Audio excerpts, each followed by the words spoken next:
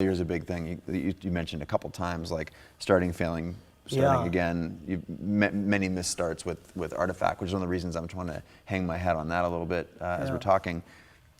Talk about that in the sphere of your work, being a multi-hyphenate artist and being involved in so many things.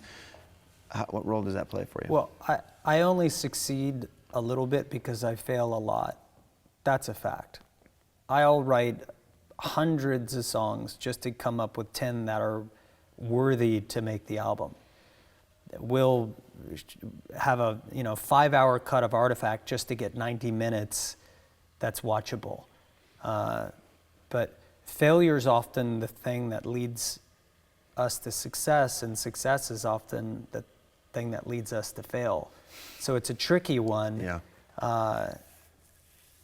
It's a funny thing to say, but it's a true, I believe it, and I found it to be true in my life. But failure is a great opportunity. Andy Warhol, one of my favorite artists of all time. The most famous artists in the world. Okay, Picasso and Andy Warhol, hands down.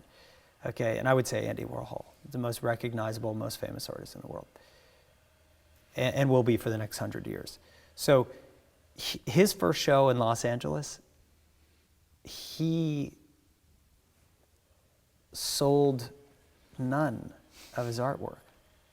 I think that, someone felt bad and maybe bought one of the pieces. Yeah. The soup cans. Yeah. And one or two, and there were a ton of them. And the gallery owner ended up buying them back from the people and kept it together as a set. I remember reading that. Yeah, and he said, Andy, I really think these should be kept together. The show didn't go so well, but you're incredible. I love these. I'd like to buy them all. How much do you want for them? And Andy said, well, send me a check for $1,000 or something like that. Yeah, which ended up being worth hundreds of millions. He sold them for, I think, for $16 or $20 million, and now I think they're worth about $100 million. But regardless, here's a guy who had a lot of success in his life and a ton of failure.